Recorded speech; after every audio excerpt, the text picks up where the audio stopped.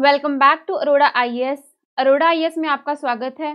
For latest update you can follow us on our Telegram channel और on our website that is www.arodaies.com। अगर आप PGP batch join करना चाहते हैं then you can contact on these numbers. अगर आप इन बुक्स को परचेज करना चाहते हैं then you can check it on Flipkart and Amazon.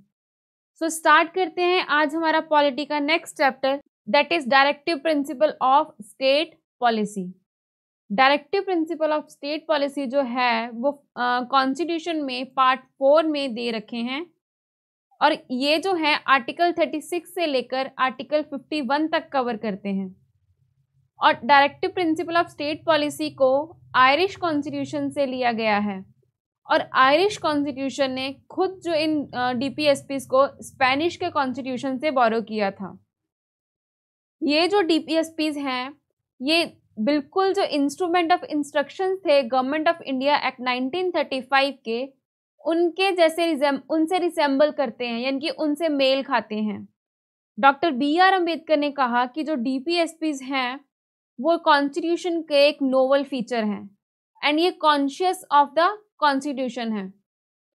DPSPs और फंडामेंटल राइट्स दोनों अगर मिला दिए जाएं तो वो सोल ऑफ द कॉन्स्टिट्यूशन बन जाते हैं और ये क्या कंटेन करते हैं, फिलॉसफी ऑफ द कॉन्स्टिट्यूशन, यानी कि इन दोनों के साथ जो है वो कॉन्स्टिट्यूशन की फिलॉसफी बनती है। नेक्स्ट है आर्टिकल 36। आर्टिकल 36 क्या बताता है, डेफिनेशन ऑफ स्टेट्स। और इस आर्टिकल ने क्या कहा कि जो स्टेट की डेफिनेशन है वो सेम है जैसे कि आर्टिकल 12 के अंदर दे रखी है in the fundamental rights. Next है हमारा आर्टिकल 37। आर्टिकल 37 क्या कहता है कि DPSPs are fundamental in the governance of the country. It is a duty of the state to apply DPSPs while making laws. कि जिस टाइम पे अगर जो स्टेट है वो कोई लॉ बनाएगी लोगों के लिए तो उनको उस टाइम पे डीपीएसपीज को अप्लाई करना होगा और ये उनकी ड्यूटी है। And this implies that there is a moral obligation on the state to apply DPSPs, यानी कि कोई एनफोर्सेबल नहीं किया गया है डीपीएसपीज को कि ये लागू करने ही करने हैं जिस टाइम पे वो लॉज बनाएंगे। It is a moral obligation. Doctor Ambedkar ji ने क्या कहा कि public opinion will be enforce the government to abide by the DPSPs, कि जो पब्लिक ओपिनियन है वो गवर्नमेंट को इन्फोर्स करता है कि वो जो डीपीएसपीज हैं वो जिस टाइम लॉज बनाएंगे उस टाइम इनको अप्लाई करें। और डीपीएसपीज का एम क्या है, to achieve justice, equality and fraternity. और ये और क्या एक्सप्रेस करते हैं, कॉन्सेप्ट ऑफ वेलफेयर स्टेट्स। जो डीपीएसपीज हैं वो नॉन जस्टिशिएबल हैं, यानी कि अगर आपके डीपीएसपीज वायोलेट हो रहे हैं तो आप इनके खिलाफ सुप्रीम कोर्ट में चैलेंज नहीं कर सकते और ना ही कोई इनको लागू करने के लिए लॉ बनाया गया है। Court use DPSPs to determine the constitutional validity of the law. जो कोर्ट है वो डीपीएसपीज को किसी लॉ की वैलिडिटी चेक करने के लिए यूज कर सकते हैं कि वो लॉ जो है वो कॉन्स्टिट्यूशनल वैलिड है या फिर वो अनकॉन्स्टिट्यूशनल है। स्कॉलर्स ने क्या किया कि डीपीएसपीज को 3 पार्ट्स में डिवाइड कर दिया। First is socialist, second is Gandhian and third is liberal intellectual. Next आता है हमारा क्लासिफिकेशन ऑफ डायरेक्टिव प्रिंसिपल्स, यानी कि डायरेक्टिव प्रिंसिपल्स को कितने पार्ट्स में डिवाइड किया गया है। जो ओरिजिनल कॉन्स्टिट्यूशन था उसमें डायरेक्टिव प्रिंसिपल्स की कोई भी क्लासिफिकेशन नहीं दे रखी थी, but on the basis of their content and directions, जैसे जैसे ये डायरेक्शंस जो डीपीएसपीज दे रहे थे उनके बेसिस पे डीपीएसपीज को 3 पार्ट्स में डिवाइड किया गया। First is socialist, second is Gandhian, third is liberal intellectual. First देखते हैं सोशलिस्ट प्रिंसिपल। सोशलिस्ट प्रिंसिपल क्या बताता है, क्या स्टेट को कौन सी डायरेक्शंस देता है स्टेट को। फर्स्ट है आर्टिकल 38। आर्टिकल 38 में क्या कहा गया है, to promote welfare of the people by securing a social order permitted by justice, social, economic and political, and to minimize inequalities in income, status, facility and opportunities, कि इसके through क्या किया जाए, जो लोगों की वेलफेयर को प्रमोट किया जाए, कैसे उनको जस्टिस इंश्योर करके, social justice, economic justice, political justice, यानी कि सोशली जो है वो सब इक्वल हो, इकोनॉमिक जस्टिस मिले उनको, यानी कि उनकी इनकम जो है वो इक्वल हो, एंड पॉलिटिकल जस्टिस मिले। Next is article 39।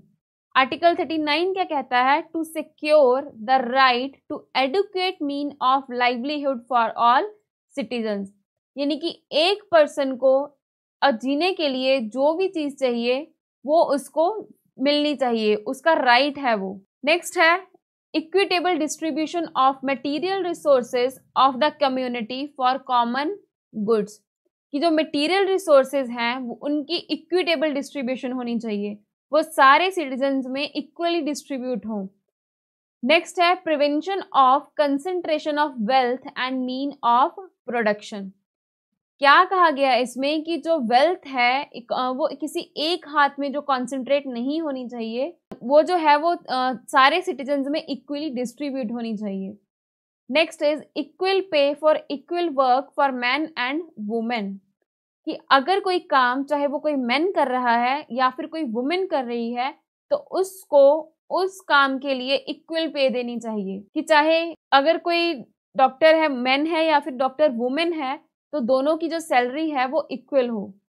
Next is preservation of health, strength of workers and childs again forcible abuse, कि जो वर्कर्स हैं, चाइल्ड्स हैं, चिल्ड्रंस हैं, उनको उनसे जबरदस्ती काम ना करवाया जाए, उनकी हेल्थ का ध्यान रखा जाए। Next is opportunities for healthy development of children, जो बच्चे हैं उनकी हेल्दी डेवलपमेंट की जाए, और इसको 42nd कॉन्स्टिट्यूशनल अमेंडमेंट 1976 के थ्रू ऐड किया गया था। नेक्स्ट आता है हमारा आर्टिकल 39A। आर्टिकल 39A क्या कहता है कि टू प्रमोट इक्वल जस्टिस, कि सारे सिटीजन्स को जो है वो इक्वल जस्टिस मिलनी चाहिए। Provide free legal aid to the poors, कि अगर किसी गरीब को जो है कोर्ट वगैरह में जाना है तो उसको जो है वो फ्री में जो वकील दिया जाएगा, और इसको किस कॉन्स्टिट्यूशनल अमेंडमेंट से ऐड किया गया? 42nd constitutional amendment act 1976। Next आता है हमारा आर्टिकल 41। आर्टिकल 41 में क्या कहा गया? To secure the right to work, to education, to public assistance in case of unemployment, old age, sickness and disablement, कि अगर कोई पर्सन अनएम्प्लॉय है या फिर ओल्ड एज का है या सिकनेस है या फिर डिसेबल है तो उसको राइट होना चाहिए काम का, कि उसको काम दिया जाए या फिर उसको कुछ जो भत्ता वगैरह होते हैं वो दिए जाएं। Next is article 42।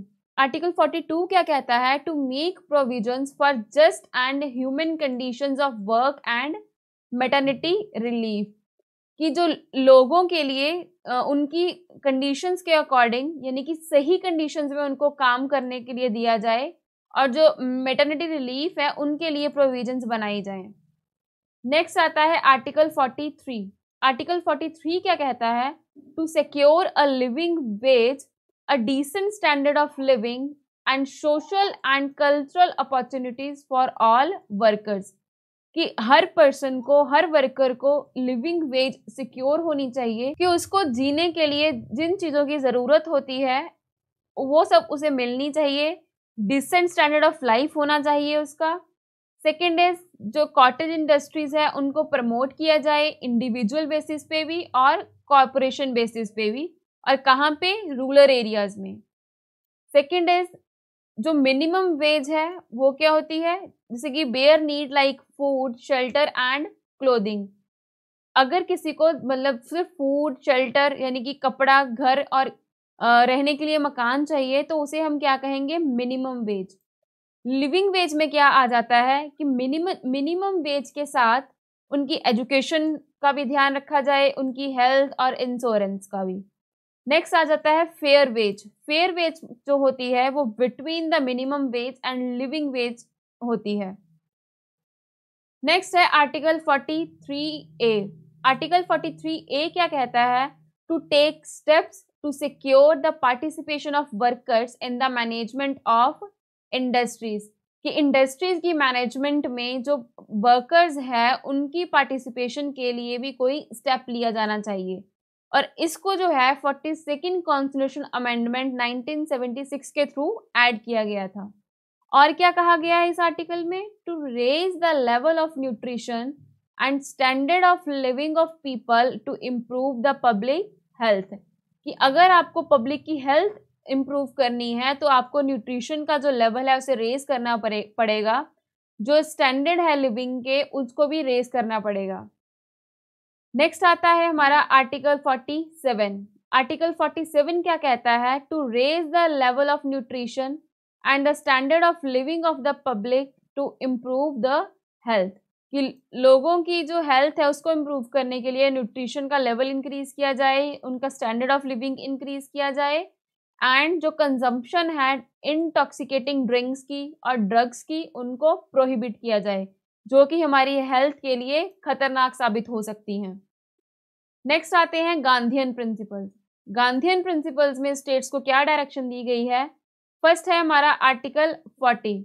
आर्टिकल 40 क्या कहता है? To organize village panchayat and endow them with necessary powers and authority to enable them to function as a unit of self government, कि जो विलेज पंचायत्स हैं उनको बनाया जाए और जो नेसेसरी पावर्स हैं उनको दी जाए ताकि वो एज अ सेल्फ गवर्नमेंट काम कर सके, कि जो विलेजेस में थोड़े बहुत काम होते हैं उनको वो एज अ सेल्फ गवर्नमेंट कर सके। नेक्स्ट आते हैं आर्टिकल 43। आर्टिकल 43 में क्या कहा गया है? कि जो कॉटेज इंडस्ट्रीज है उनको प्रमोट किया जाए on an individual and corporation basis in the rural areas, कि जो गांव हैं रूरल एरियाज हैं उनमें जो कॉटेज इंडस्ट्रीज है उनको प्रमोट किया जाए।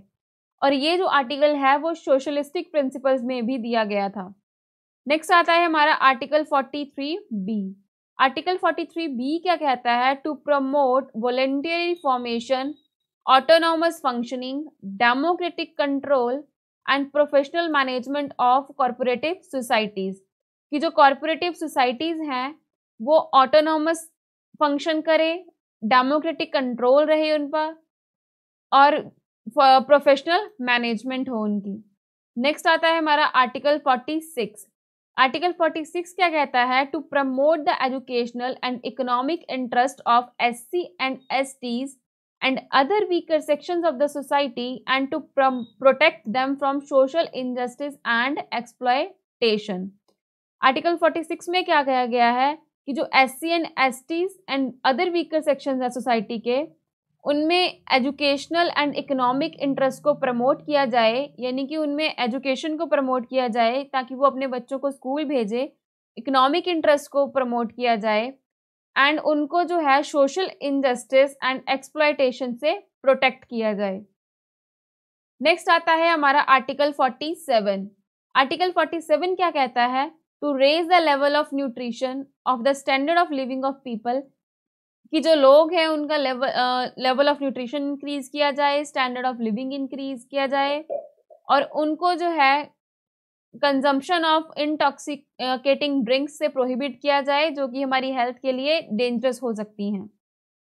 नेक्स्ट आता है हमारा आर्टिकल 48। आर्टिकल 48 में क्या कहा गया है? कि जो स्लॉटर ऑफ काउ है उसको प्रोहिबिट किया जाए, slaughter of cows, calves and other mults and draught kettles and to improve their breed, कि जो cows, calves and other mults यानी कि जो दूध देने वाले पशु हैं उनकी जो स्लॉटर है उसको प्रोहिबिट किया जाए और एग्रीकल्चर एंड एनिमल हस्बेंड्री को ऑर्गेनाइज किया जाए on the modern and scientific lines, कि ओल्ड मेथड्स को छोड़ के जो मॉडर्न एंड साइंटिफिक मेथड्स है उनको यूज किया जाए। नेक्स्ट आता है हमारा लिबरल इंटेलेक्चुअल राइट प्रिंसिपल। इसमें स्टेट्स को कौन सी डायरेक्शन दी गई है? फर्स्ट आती है हमारी आर्टिकल 44 के अंदर। इसमें क्या कहा गया है? कि to secure all citizens a uniform civil code throughout the country, कि पूरी कंट्री में जो है यूनिफॉर्म सिविल कोड को लागू किया जाए। नेक्स्ट आता है आर्टिकल 45। आर्टिकल 45 क्या कहता है? To provide early childhood care and education for all children until the complete the age of 6 years, कि 6 साल तक के बच्चों को जो है वो अर्ली चाइल्डहुड एजुकेशन दी जाए। नेक्स्ट आता है हमारा आर्टिकल 48। आर्टिकल 48 क्या कहता है कि जो एग्रीकल्चर एंड एनिमल हस्बेंड्री है उसको मॉडर्न एंड साइंटिफिक लाइंस पे ऑर्गेनाइज किया जाए। Next is article 48A। Article 48 में क्या दे रखा है? To protect and improve the environment and to safeguard forest and wildlife added by 42nd Constitutional Amendment Act 1976, कि जो environment है उसको protect and improve किया जाए और जो forest है and wildlife है उसको safeguard किया जाए। और इस आर्टिकल को 42nd Amendment 1976 के थ्रू ऐड किया गया था। नेक्स्ट आता है हमारा आर्टिकल 49। आर्टिकल 49 क्या कहता है? To protect monuments, places and objects of artistic and historic interest which were declare to be national importance, कि वो monuments, places and objects of artistic जिनको नेशनल इम्पोर्टेंस डिक्लेयर किया गया है उनको प्रोटेक्ट किया जाए। नेक्स्ट आते हैं हमारे आर्टिकल 50। आर्टिकल 50 क्या कहता है कि जो जुडिशियल है उसको एग्जीक्यूटिव से अलग किया जाए, to separate the judicial from executive in the public service of state. पहले क्या होता था कि जुडिशियल एंड जो एग्जीक्यूटिव है वो दोनों एक साथ होते थे। इसके कारण जो था वो जो लॉज थे वो अच्छे से लागू नहीं हो पाते थे। तो उसके कारण क्या किया गया कि जो जुडिशियल है उसको एग्जीक्यूटिव से अलग कर दिया गया, कि अगर गवर्नमेंट जो है कोई ऐसा लॉ लाती है कि जो लोगों के लिए सही नहीं है तो जुडिशरी जो है उसे रिव्यू के लिए अपने पास ले सकती है। सो नेक्स्ट है आर्टिकल 51। आर्टिकल 51 क्या कहता है? To promote international peace, security, maintain just and honourable relation between nations, कि जो इंटरनेशनल पीस प्रमोट की जाए, इंटरनेशनल सिक्योरिटी बनी रहे, कि जो और कंट्रीज है उनके साथ हमारा रिलेशन जो है वो अच्छा बना रहे। नेक्स्ट आते हैं to foster respect for international laws and treaty obligations, कि जितने भी इंटरनेशनल लॉज या फिर ट्रीटीज होती हैं उनकी रिस्पेक्ट की जाए। To encourage settlement of international disputes by arbitration, जो इंटरनेशनल डिस्प्यूट्स वगैरह होते हैं उनको सेटल करना चाहिए। नेक्स्ट आते हैं जो फ्रेमर्स थे कॉन्स्टिट्यूशन के, उन्होंने जो डायरेक्टिव प्रिंसिपल्स हैं उनको non justiciable and non enforceable इसलिए बनाया बिकॉज जो कंट्री थी did not possess sufficient financial resources to implement them, कि अगर मान लीजिए इसमें दे रखा है डायरेक्टिव प्रिंसिपल्स में कि सबको काम दिया जाना चाहिए और सबकी जो है वो इक्वल पे मिलनी चाहिए, बट उस टाइम पे हमारी कंट्री के पास इतने फाइनेंशियल रिसोर्सेज ही नहीं थे कि वो इन डीपीएसपीज को इम्प्लीमेंट कर सके। नेक्स्ट आता है presence of vast diversity and backwardness in the country, क्योंकि उस टाइम पे जो थी बहुत वास्ट डाइवर्सिटी थी हमारी कंट्री में, बहुत अलग अलग रिलीजन के, अलग अलग कास्ट रेसेस के लोग रहते थे और उनकी जो सोच थी वो भी अलग अलग थी और बहुत ज़्यादा बैकवर्डनेस थी उस टाइम पे, क्योंकि उसी टाइम में अभी देश जो था वो आज़ाद ही हुआ था और लोग जो थे इतने पढ़े लिखे नहीं थे, और जिसके कारण अगर हम इन डीपीएसपीज को जस्टिसेबल बना देते तो बहुत ज़्यादा प्रॉब्लम्स क्रिएट हो जाती। जो हमारा इंडियन स्टेट थी वो newly born independent Indian state थी with its many preoccupation might be crushed under the burden, कि अगर हम इन डीपीएसपीज को जो थे वो जस्टिसेबल या फिर एनफोर्सेबल बना देते तो हमारी जो कंट्री थी वो क्रश्ड हो जाती under the burden, unless it was free to decide the order, the time, the place and the mode of fulfilling them. Next आते हैं हमारा क्रिटिसिज्म ऑफ डायरेक्टिव प्रिंसिपल्स। कुछ भी अगर कॉन्स्टिट्यूशन में ऐड किया गया है तो डेफिनेटली उसका क्रिटिसिज्म भी उसके साथ ही किया गया था। फर्स्ट है नो लीगल फोर्स, यानी कि जो डीपीएसपीज हैं इनको नॉन जस्टिसेबल क्यों रखा गया है और कोई भी ऐसी लीगल फोर्स या फिर लॉज नहीं बनाए गए कि इनको जो है वो एनफोर्स किया जाए। केटी शाह जी ने क्या कहा कि ये तो बैंक के चेक की तरह हैं कि सिर्फ उसी टाइम पे पेएबल होंगे जिस टाइम पे बैंक के जो रिसोर्सेज हैं वो परमिट करेंगे, कि अगर बैंक के पास इनफ मनी होगी तो ये जो चेक है वो पे हो जाएगा। नसरुद्दीन जी ने कहा कि ये प्रिंसिपल तो ऐसा है कि जैसे हमने न्यू ईयर में कोई रेजोल्यूशन लिया न्यू ईयर के फर्स्ट डे पे और उसको 2 जनवरी में तोड़ भी दिया। टीटी कृष्णामाचारी जी ने कहा कि ये तो डस्टबिन है सेंटीमेंट्स का। नेक्स्ट आता है इलॉजिकली अरेंज। क्रिटिसिज्म में और क्या कहा गया कि जो डीपीएसपीज हैं उनको अच्छे से अरेंज नहीं किया गया है। कोई भी ये फिलॉसफी जो है कंसिस्ट नहीं करते हैं।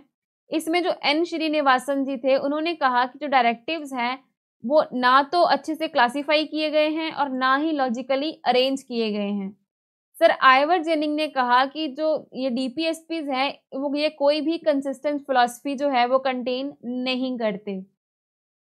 नेक्स्ट क्या दे रखा है इसमें कि जो इस डीपीएसपीज को जो है मिक्स कर रखा है अनइम्पॉर्टेंट इश्यूज को जो most important economic and social issues है उनके साथ। यानी कि इसमें जो अनइम्पॉर्टेंट है वो बहुत ज्यादा कुछ ऐड कर रखा है। नेक्स्ट आते हैं it combine rather the modern with the old and provisions की जो मॉडर्न प्रोविजंस है उनको ओल्ड प्रोविजंस के साथ कंबाइन कर रखा है। नेक्स्ट आता है हमारा कंजर्वेटिव। कंजर्वेटिव में क्या कहा गया है? सर आइवर जेनिंग ने कहा कि डायरेक्टिव्स जो है are based on the political philosophy of 19th century England कि जो 19th सेंचुरी का इंग्लैंड था जो अब इंडिया के डीपीएसपीज हैं वो उन पे बेस्ड हैं और ये जो डीपीएसपीज हैं ये सिर्फ मिडल ऑफ 20th सेंचुरी के लिए ही सुइटेबल हैं और इनके अब के टाइम के लिए सुइटेबल नहीं है। ये किसके द्वारा कहा गया था? आइवर जेनिंग के द्वारा। नेक्स्ट आता है हमारा कॉन्स्टिट्यूशनल कॉन्फ्लिक्ट। कॉन्स्टिट्यूशनल कॉन्फ्लिक्ट्स में क्या कहा गया? के संथानम जी ने कहा कि जो डायरेक्टिव प्रिंसिपल्स हैं वो कॉन्फ्लिक्ट पैदा करते हैं between the state and centre, between the president and prime minister, between the governor and the chief minister. कि मान लीजिए अगर स्टेट ने जो है वो कुछ रेगुलेशंस इशू किए जो सेंटर है उसने कोई रेगुलेशंस इशू किए स्टेट के लिए बट स्टेट ने उसे मानने से मना कर दिया तो ऐसे केसेस में जो है इन दोनों में कॉन्फ्लिक्ट पैदा हो जाएगा और सेम सिचुएशन जो है वो president and prime minister, governor and chief minister में भी पैदा हो सकती है। नेक्स्ट आते हैं utility of directive principles. Utility यानी कि डायरेक्टिव प्रिंसिपल्स का कहाँ पे यूज होता है। Directive principles useful in the following veg. देखते हैं हम कौन कौन से वेज में यूज होते हैं DPSPs. First is they are like an instrument of instructions or general recommendations addresses to all authorities in the Indian Union। ये जो DPSPs हैं ये इंस्ट्रूमेंट ऑफ इंस्ट्रक्शंस की तरह लगते हैं बिल्कुल, जो कि गवर्नमेंट ऑफ इंडिया एक्ट 1935 में दिए गए थे और ये जो है वो रिकमेंडेशंस देते हैं all authorities of the Indian union की जितनी भी इंडियन अथॉरिटीज हैं स्टेट है में जो भी कवर किया गया है उनको ये रिकमेंड करते हैं कि वो जो कैसे लॉज बनाएंगी, यानी कि जिस टाइम पे वो लॉज बनाएंगी तो उनको उनकी ड्यूटी है कि वो इन डीपीएसपीज को अप्लाई करे, इम्प्लीमेंट करे। नेक्स्ट आते हैं they have helped the court in exercising their power of judicial review कि जिस टाइम पे जो कोर्ट है उसको किसी लॉ को चेक करना है कि वो कॉन्स्टिट्यूशनल है या फिर नहीं तो उस टाइम पे ये कोर्ट की हेल्प करते हैं अपनी पावर यूज करने के लिए, जो कि कोर्ट की पावर होती है जुडिशियल रिव्यू की। नेक्स्ट आते हैं they form the dominating background of all state actions कि स्टेट जो भी करेगी, जो भी लॉज बनाएगी, उसका जो बैकग्राउंड है वो इन पे ही डिपेंड करेगा। कोई भी लेजिस्लेटिव या फिर executive and also guide a court in some respect और कुछ कामों में ये कोर्ट को भी गाइड करते हैं। जैसे कि अभी हमने बात की कि अगर कोर्ट जो है उसको किसी लॉ को चेक करना है कि वो कॉन्स्टिट्यूशनल है या फिर अनकॉन्स्टिट्यूशनल तो वो जो है डीपीएसपीज की मदद ले सकती है।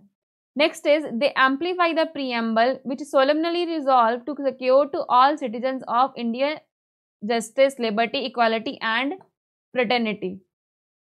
नेक्स्ट आता है हमारा conflict between fundamental rights and DPSPs यानी कि डायरेक्टिव प्रिंसिपल्स। फर्स्ट है कि जो फंडामेंटल राइट्स हैं वो जस्टिशिएबल हैं बट जो डीपीएसपीज हैं वो नॉन जस्टिशिएबल हैं एंड मॉरली बाइंडिंग है कि अगर जो स्टेट चाहे इनको अपनी लॉज बनाने में इम्प्लीमेंट कर सकती है, अगर उनका मन नहीं करता तो वो नहीं कर सकती।